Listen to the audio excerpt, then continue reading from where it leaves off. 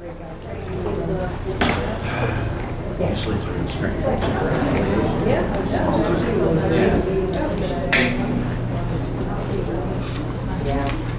morning. So what is leadership anyway? That's what we're here today to talk about, what leadership is all about and what it means to you. My name's Loretta Dahlbert, and my question is, are you ready to take the journey? That's what leadership is. It's a journey. There's never a destination. So we're here today to look at a little bit about leadership and what we can learn from each other. It's an open discussion. That's what I signed up for. We only have an hour, which isn't a lot of time. So we won't go through introductions because I met all of you on the app. Thanks to the app. That's amazing. First time I ever used the app for a conference. I loved it. So it was nice meeting you virtually through our electronic social media. That was great. So the first thing you do in a seminar is break the ice.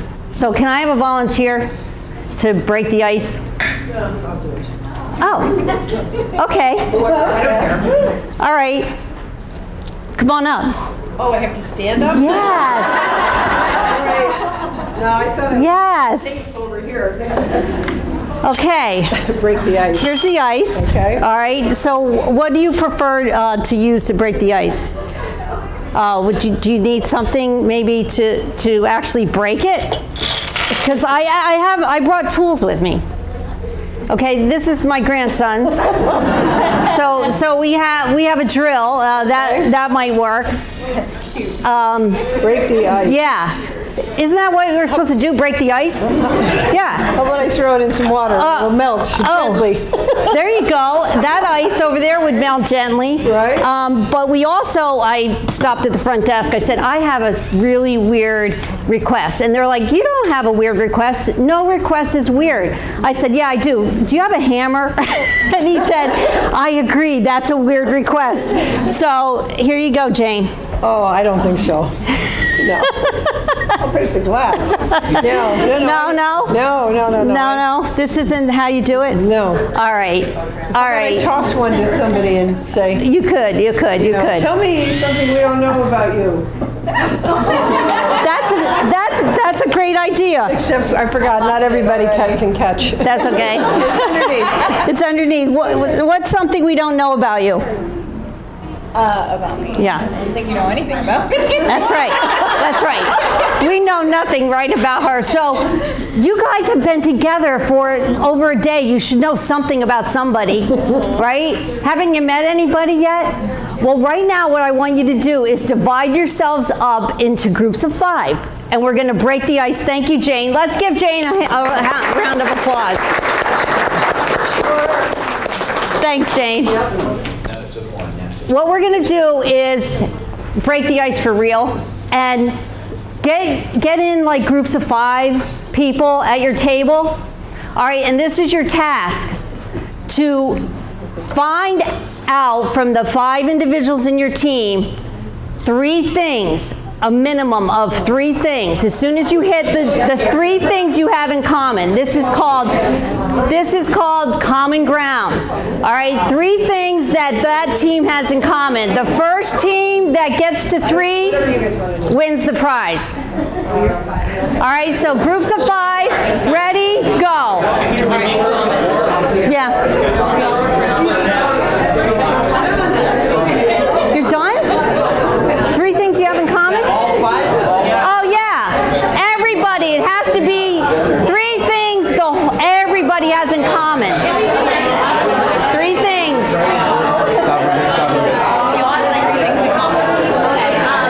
3 things in common. You guys are done already? 3 things we have in common? All of you have 3 things in common? Okay, time up. Time. Okay. I have a big mouth, so time up. We already have a winner. We already have a winner. Okay? This team right here. All right, so Carol. Yeah. Kathy, I keep saying Carol. Kathy. So we all work at nonprofits. We're all from Northeastern Pennsylvania, and we all like wine.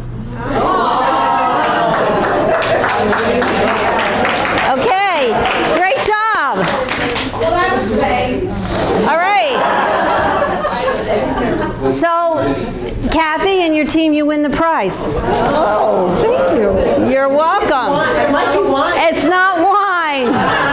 Yeah, I forgot because I used to work for the Army and we couldn't take alcohol on the post, but you know, here I guess we could. So I could have gotten wine, but I got something else for the group. Chocolate. So, okay, great. Well, thanks for the icebreaker. How many things in common did the rest of you guys get? We like pizza. Pizza. Maybe. Yeah. Hopefully, you got to know your seminar 1 minute. classmates or whatever you want to call you. Question. Does anybody mind being videotaped? Okay, good. So don't think that I'm coming close to you for any weird reason, but if you're speaking, I'm going to be coming close to your area because that means the mic is going to pick up your voice. Is that okay? Oh, fine. Okay. Okay, good. Okay, good. All right. So the first thing I want you to do is jot down your personal philosophy of leadership. Write down in a sentence or two what your personal philosophy of leadership is.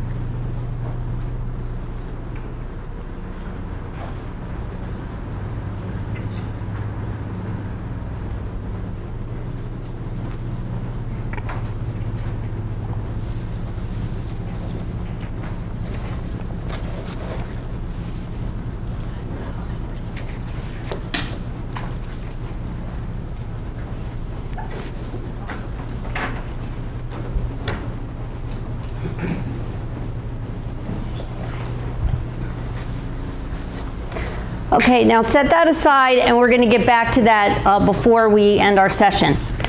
Okay, now in the description, did anybody read the description or did you just say, oh, well, I'll go to this? Why'd you come to this session, by the way? Anybody have a, what? I wanted to know what a leader is. Okay, thank you. Wanted to know what a leader is? Anybody else have a reason why?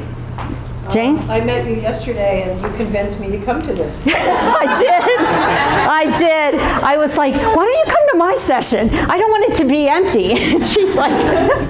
She's like, oh, okay, I will. Thanks, Jane. Well, in the description, and if you don't mind me sharing, Jane said, well, I really didn't want to do an assessment. That wasn't like my thing. So I did not sign up for it. But I'm like, it's only 20 questions, and you don't have to share if you don't want to. So then she's like, all right, I will. But that's what I want to do now, an assessment of just 20 questions, if you will, on kind of characteristics and traits and looking at, will I become a good leader, or am I a good leader? Do I have what it takes to be a good leader? So I'm going to give each table, hopefully enough of these. I have plenty. So take one and pass it around. It should not take you but a few minutes. If you don't have enough, yell, I have extras.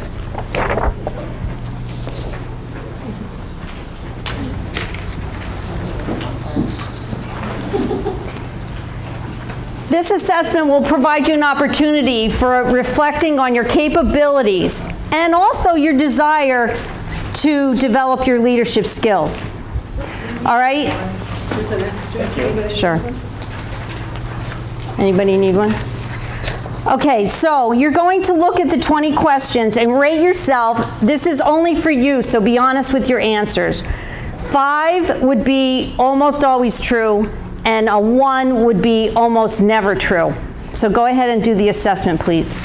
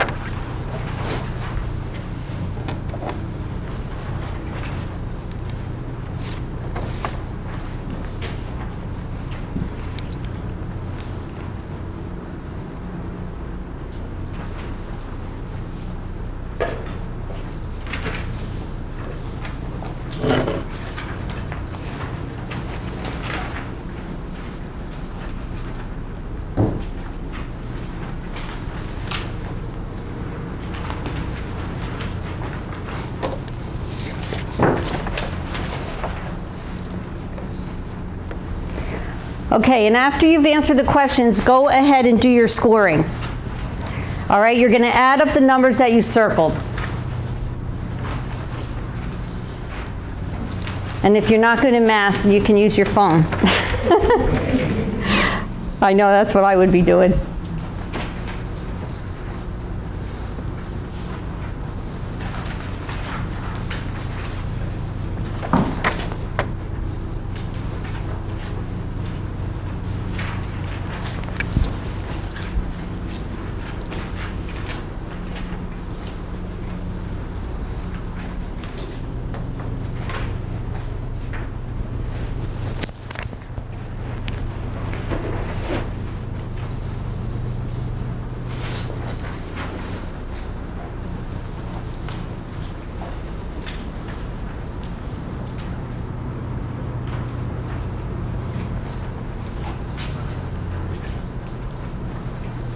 And I see some of you jotting down at the bottom of the survey some areas that you'd like to work on, some of the areas that you feel would be a current strength of yours.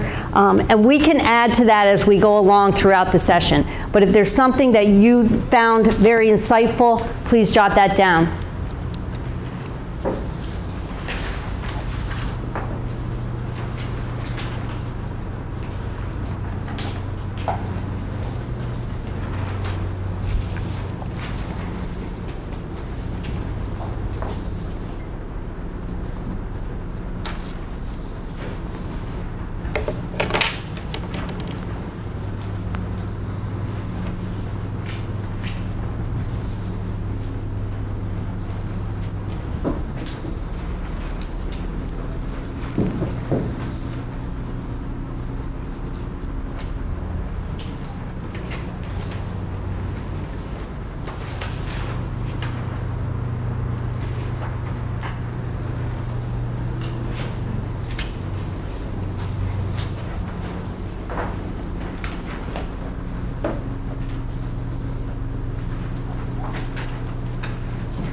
Okay, so off the top of your head, what kind of characteristics or traits do you think a leader should possess? Being able to work with others. Okay, yeah. A leader, if they can't work with others, well, they shouldn't be a leader. So that's a key factor. Thank you. What else? Respect for everyone. Respect. Being respectful to everyone. We heard yesterday from Leslie about how in her interview process, that whole key on getting on with others, respecting others, was written right into the process. If they don't interact with the other people at the reception area or Southwest, they don't interact with the driver, they're not fit for her job. So that was interesting. What else? The ability to listen. Ability to listen. What'd you say? The ability to listen. I'm just kidding. Yeah, the ability to listen. Good at planning and setting goals. Planning, setting goals. Patience. Oh, that's a good one. Patience. Do we not need patience to deal with people? Right. Are we exhausted at the end of the day when we're dealing with people? Yeah, some of us. Depends on how you get your energy. I'm an E, so it charges me up dealing with people, but not for everybody. So yeah, dealing with people. What else? Maureen. The ability to articulate your mission clearly. Articulate your mission clearly. People want to know what's going on in the organization and what role they have in the organization. If you can't articulate that, they don't have a buy-in then. Because what do people ask? What do a lot of people ask when they take a job, when they go into a job, when they get up in the morning? A lot of times they ask, what? Why? Why? What's in it for me? Right? I'm sorry, but that's the truth. If there's nothing in it for you, you're going to leave. At the leaders' breakfast this morning, one of the individuals said, oh, I couldn't work for that company. Ugh, forget it. I said, well, why? Oh, it was terrible. It was terrible. The culture was horrible. We could not make any input. We could not give any input. Nothing I said, which I knew my job like the back of my hand, she said, but nothing I recommended was implemented. It fell on deaf ears. So what'd she do? She left. Got a different job at the Wright Center, loves it now. So yeah, that's key. What else? Anything else? Ability to adapt to change. Adapt to change. Change is constant. And change is the status quo. All right, so you guys are way too quiet. Stand up and face a partner. We're going to do an activity on change. Stand up and face a partner. If there's an odd number, the odd person out, come up and work with me. Everybody should have a partner. So face your partner.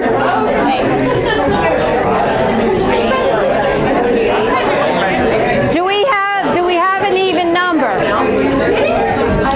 We have an even number. Okay, well, first of all, if you don't know your partner, shake their hand and give your name. Okay. All right. Now, this is what we're going to do. I need like a bench because I'm like short. Yeah, I need your heels. This is what we're going to do. Face your partner and take a minute to look at your partner's appearance from head to toe. Look at your partner's appearance from head to toe. Head to toe. I know. I'm not being weird. There's a method to my madness. Okay, you think you got it? You got it? All right, you're observant? All right, turn your back on your partner. Okay, now everybody in the room change 3 things about your appearance. Change 3 things about your appearance. 3 things about your appearance.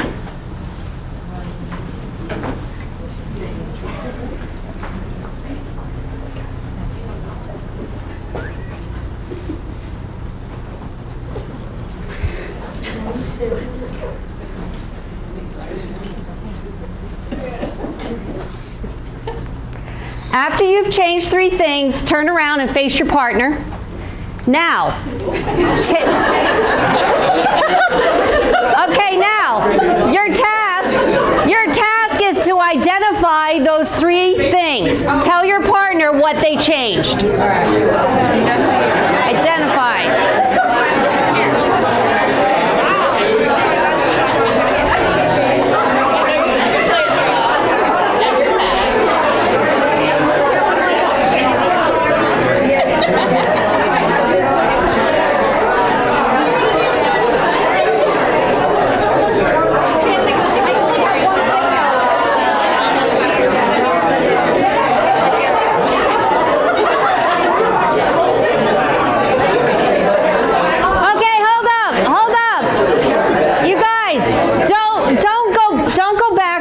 Original state. We're not done.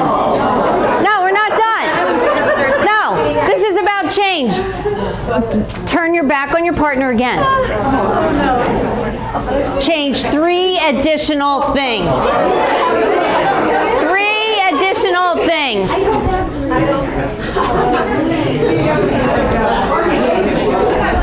It's like strip poker. Yeah, right? Yeah, this is not strip poker. You have to stay decent. All right? I know we're at the Hilton, but, you know, really. Oh my gosh. If we keep going. I know. I want your job.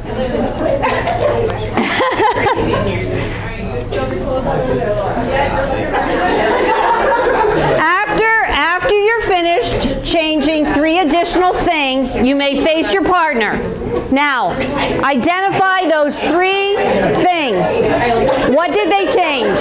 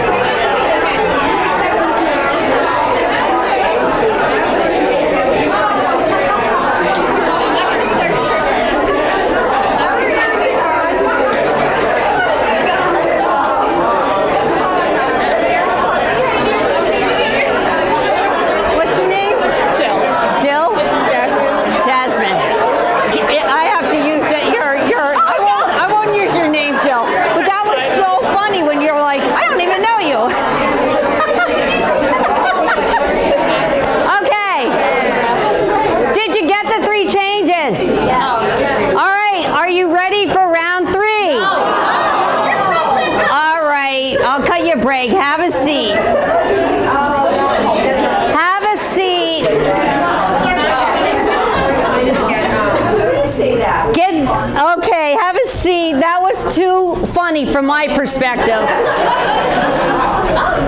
Jill turned around and looked at Jasmine and said, "Wow, you really changed. I don't even know you."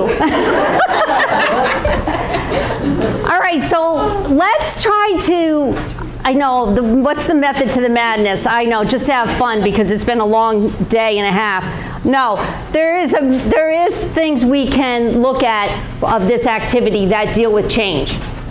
All right, first of all, raise your hand if you took something off. Yeah, the entire room. Yeah. Why do we take something off? Well, the change, and the lesson there is that during a change, when you experience a change, get ready for a loss.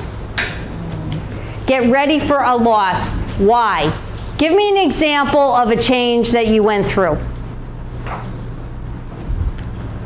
Yes, Michelle. After 25 years to the day, started a new one. Okay, what did you lose, Michelle?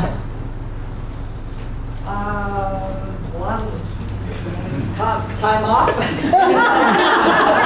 A lot of time off. It's a new job after 25 years. Now you're starting over.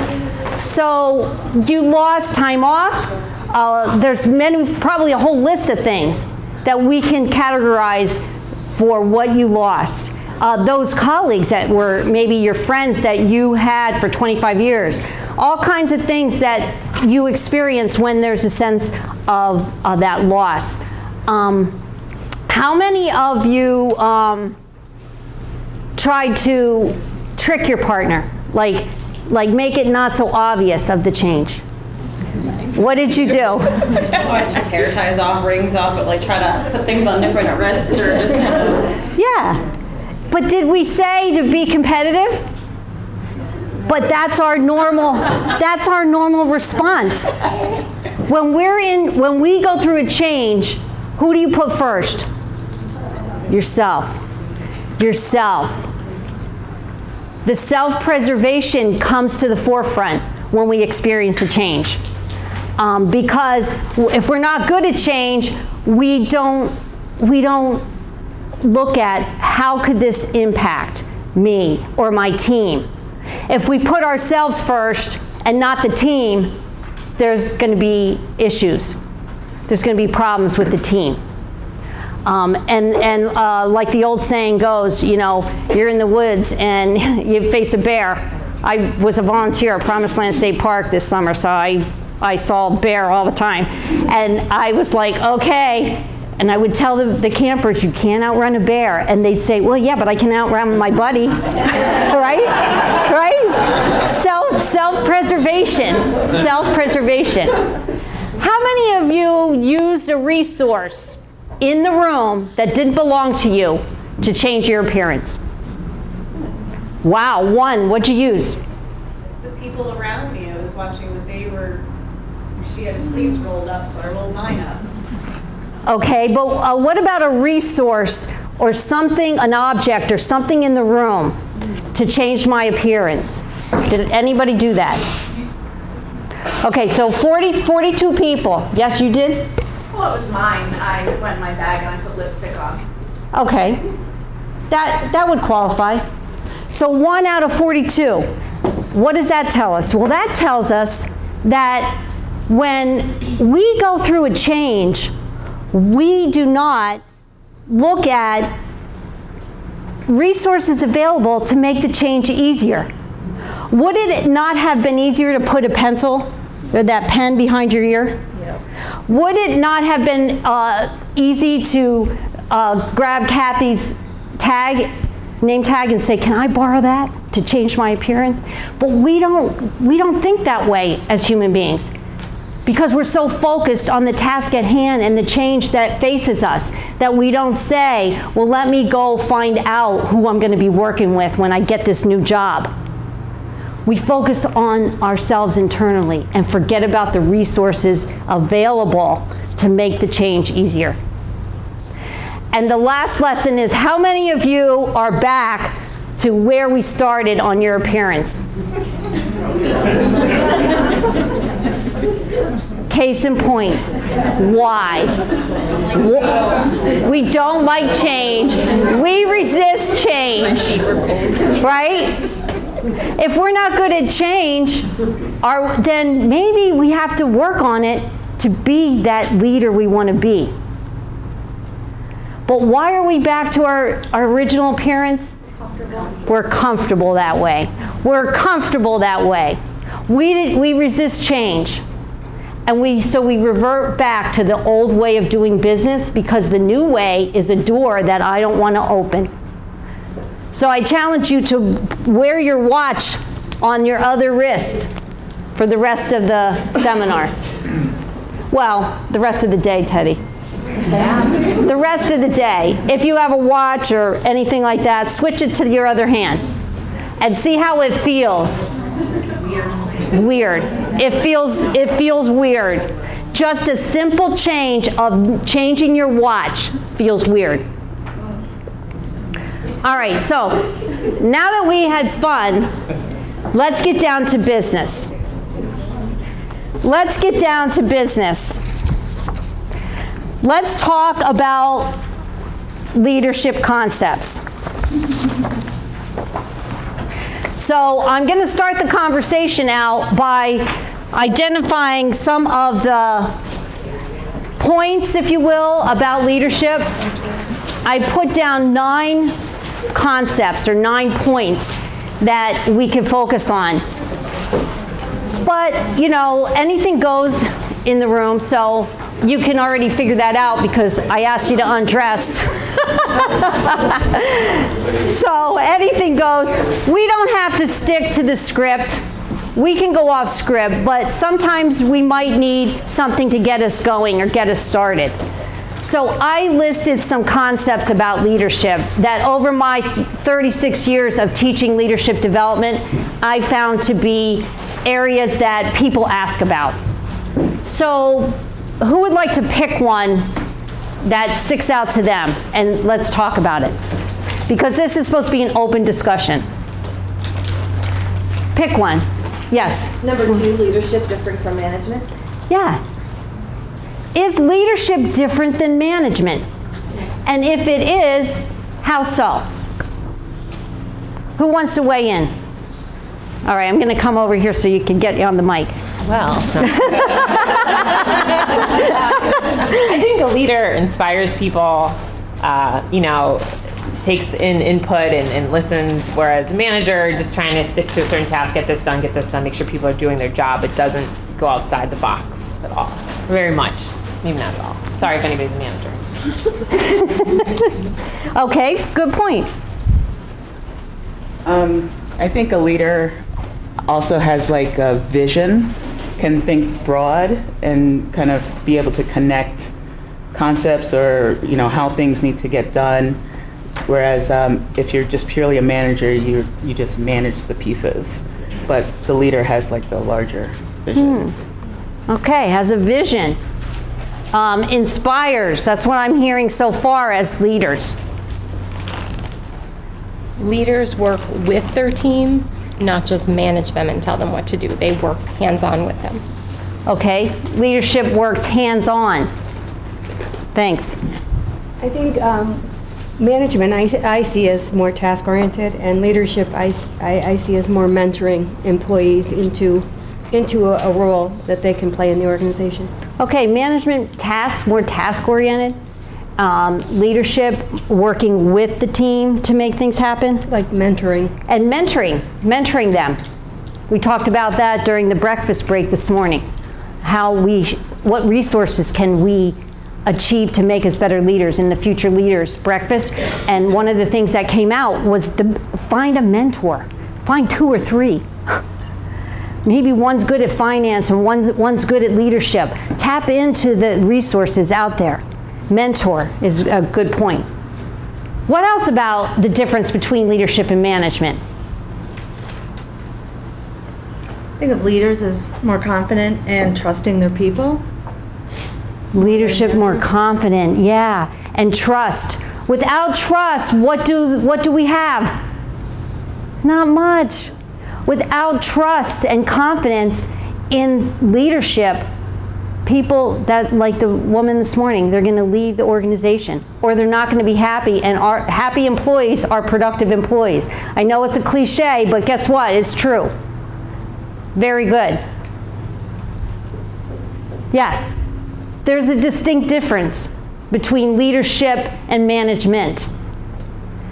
Leadership is that ability to influence others toward whatever goal, whatever mission that you have. Well, in order to influence people, you have to have that character.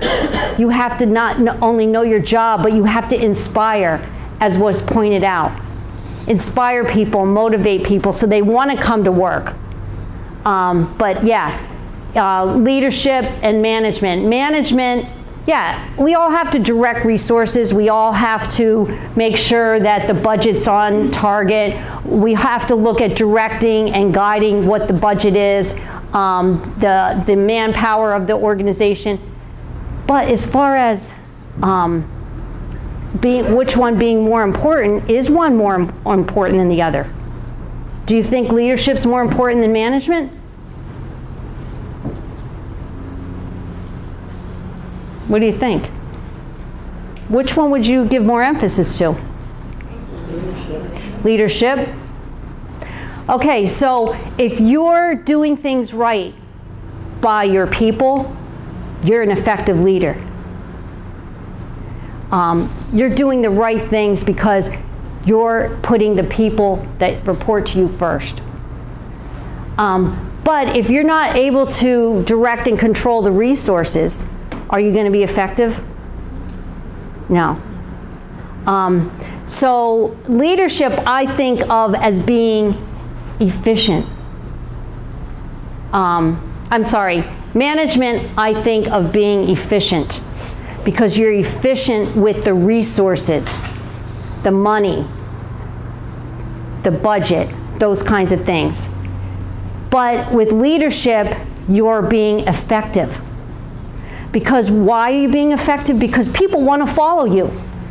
People want to come to work because you inspire them, because you motivate them, because you mentor them, and they want to be there.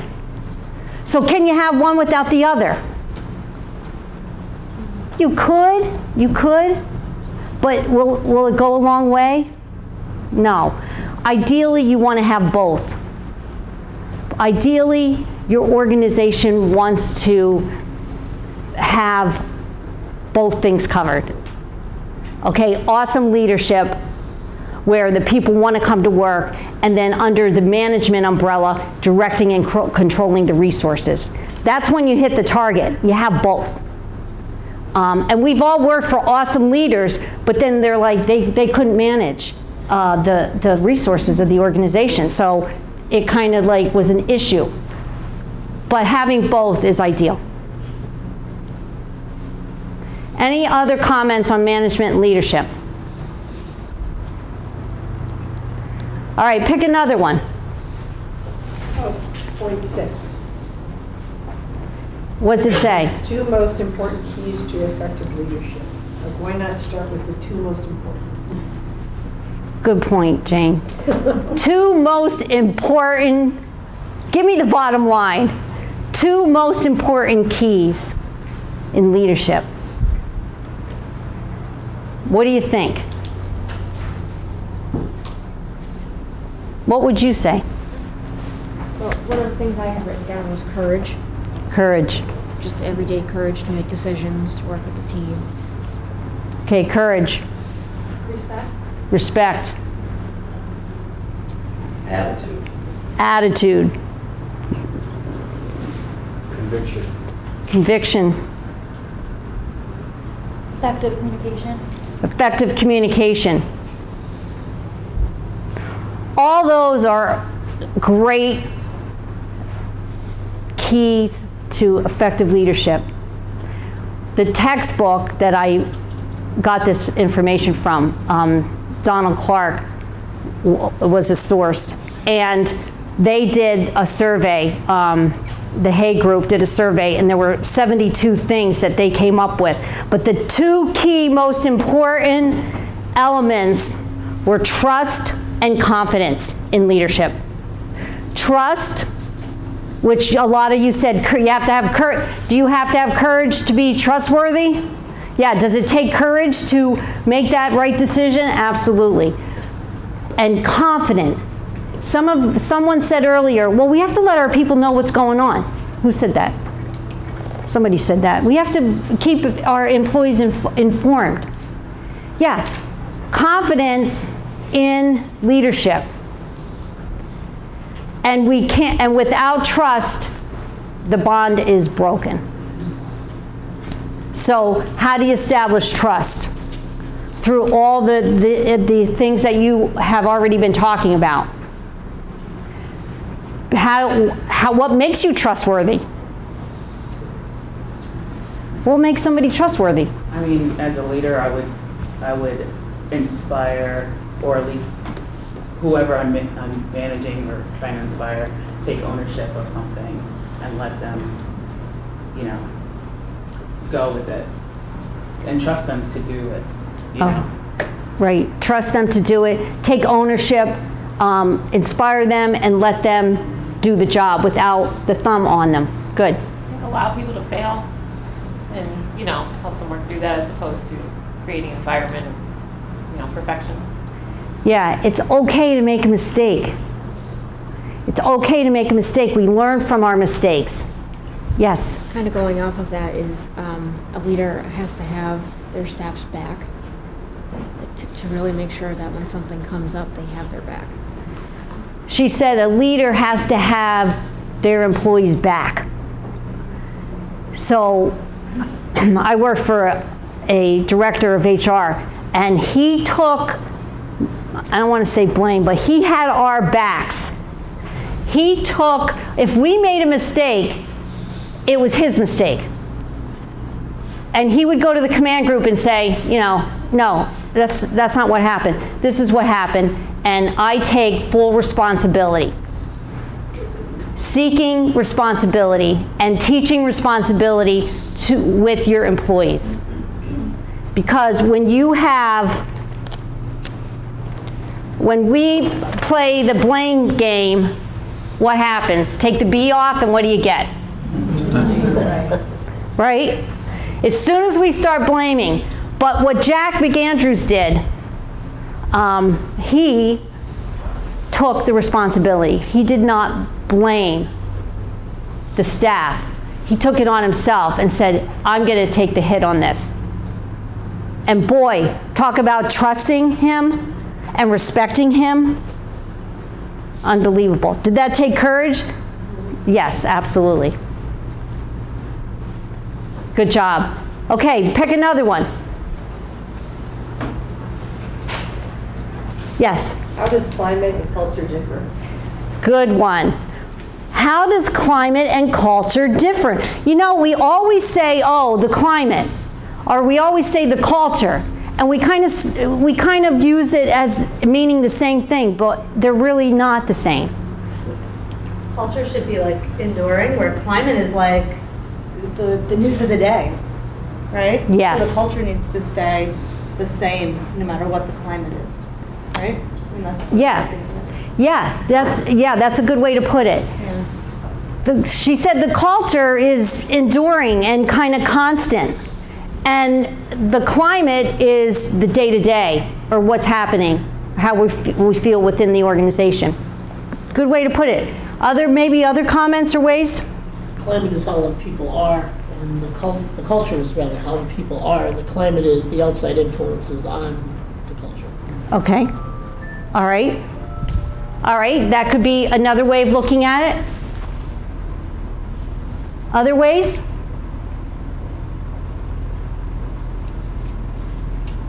Yes. I would think the culture has contributions from every person involved, from you and your staff. Okay. Versus climate would be maybe customers coming in and out, or vendors, or something more sporadic. Okay. Participation. Okay. Thanks, Maureen. Yes. Culture is contiguous across the whole organization, but climate can change from department to department. Okay, it's Larry, right? Can you say that again?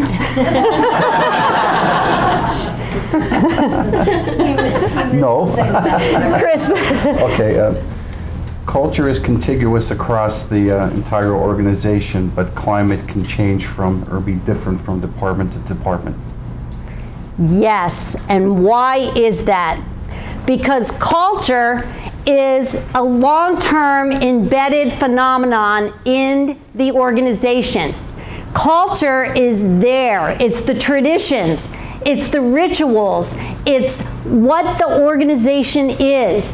When you come into an organization, you already know what the culture is. Why? Because you watch what's going on. You see what's happening. You see how the employees are responding. That tradition is there. And it's very difficult for the leader to change culture because it's a huge rock. It's a huge boulder that we're not going to budge because it's embedded into the organization. So think about where you work and what the culture's like, the traditions, the rituals, the customs. All right, it tells us how we act in the organization.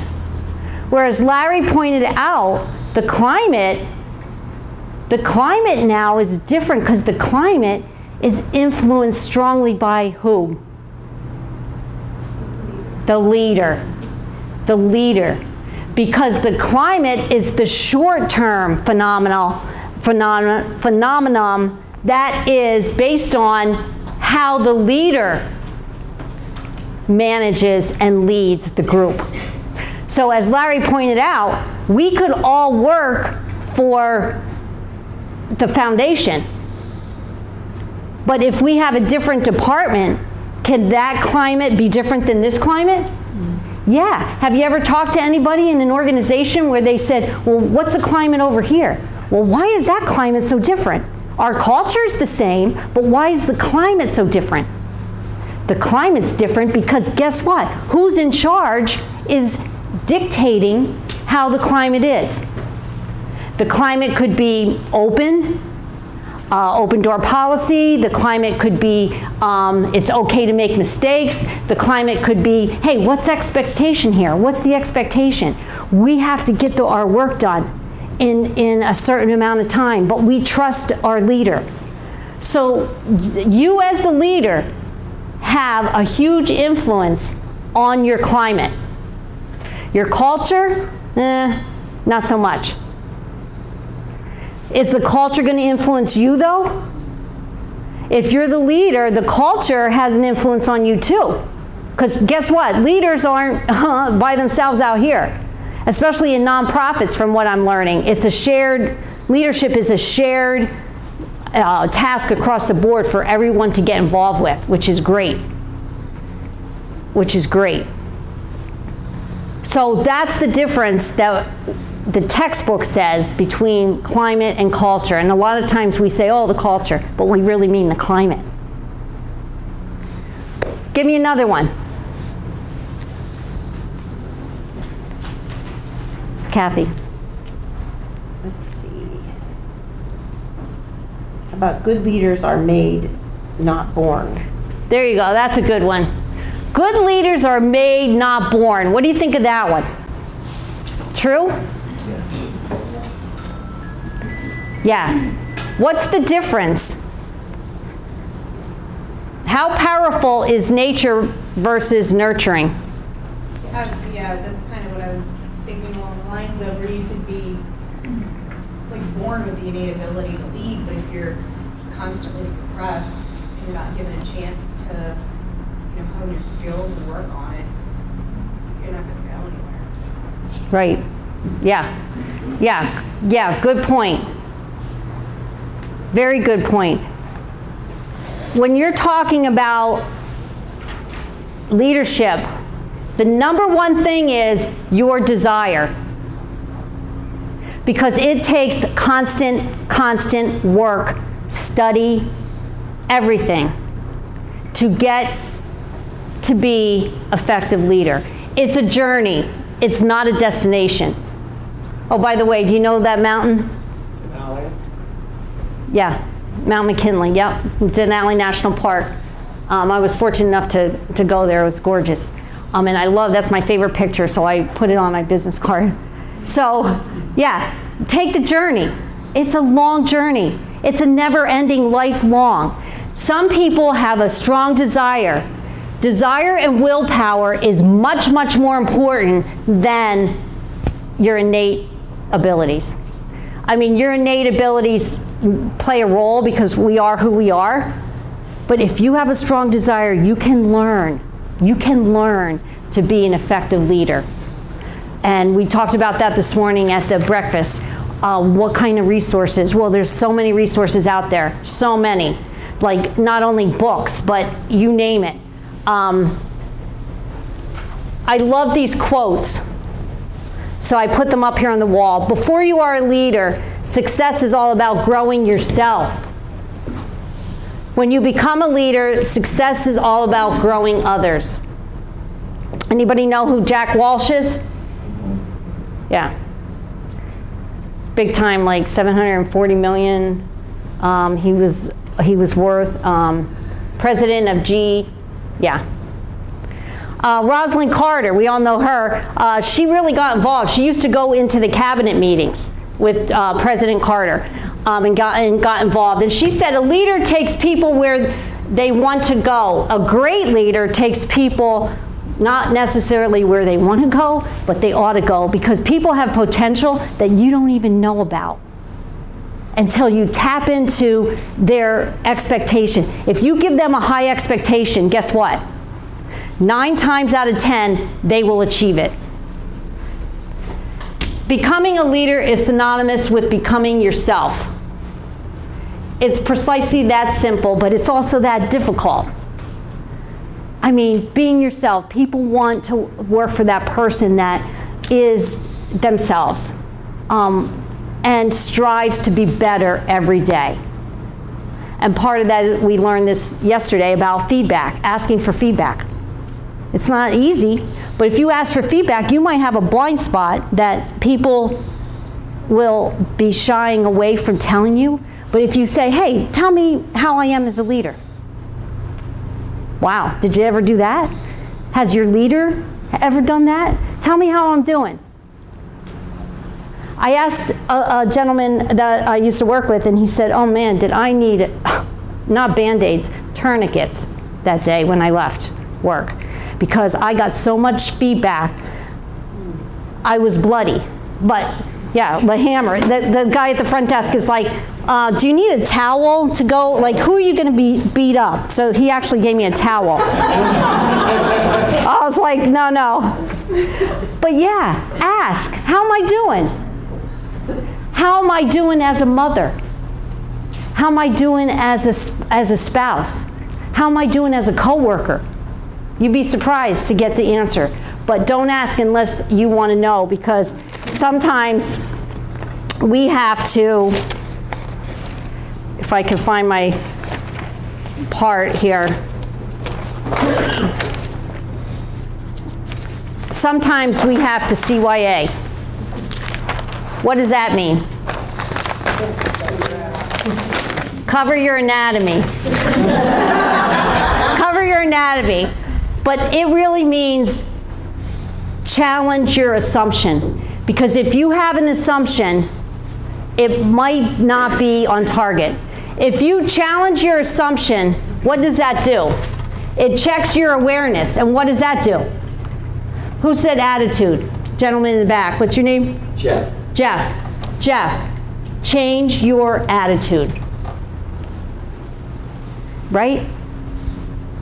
So CYA, challenge your assumption with your colleagues, with your team. And this last quote I really liked. Leadership is not about being in charge. Leadership is about taking care of those in your charge. Does anybody know Simon Sinek? He's a British author. He's also a consultant, YouTube talks. He's really fascinating. So he's like the here and now. These individuals, though, had a role in leadership so many years ago. But what I've noticed is that it doesn't change. When you ask what is leadership back in, you know, the 1930s or 40s, and then you go to today, it's the same thing. It's the same traits. It's the same characteristics. So let's take a look at your philosophies now, because we only have 5 more minutes. I told you this hour was going to fly by. So let's look at your philosophy. Read it to yourself now and see if there's anything that you would add to that or change about it.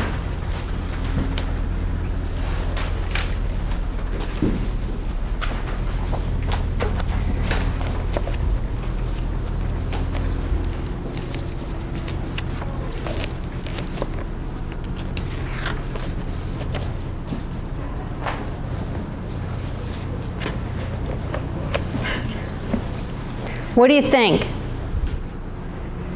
Because training is not effective unless you put it into play. So what are you going to put into play?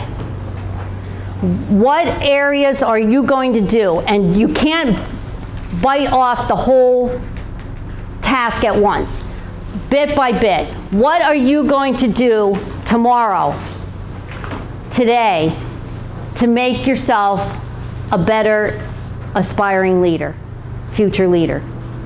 What are you going to do? Jot it down, because if you write something down, you're 5 times more likely to recall it, and you're more likely to act on it, because you're going to remember it. So write that down. Does anybody want to share their philosophy? Thank you. I said leadership is advocating for the development of myself and others in order to do work that enacts positive and sustainable changes in society. Can you say that again? Sure. Leadership is advocating for the development of myself and others in order to do work that enacts positive and sustainable changes in society. I like it. Very good. Excellent. Anyone else like to share their philosophy?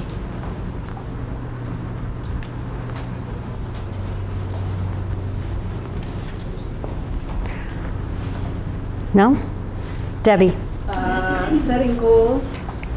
Setting and achieving goals for your organization, yourself, and your team in an honest, open, and respectful way. Setting goals for your team and implementing them in an honest, respectful way. Very good.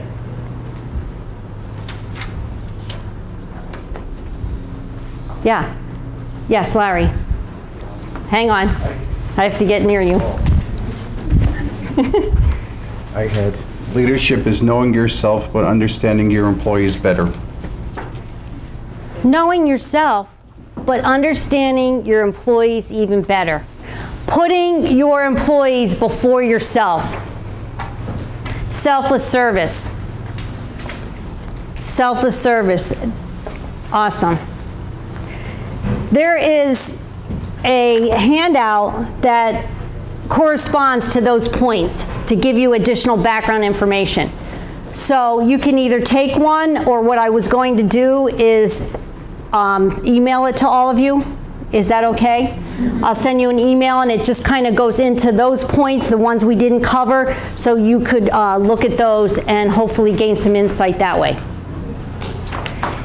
And also, I have business cards up here if you're interested.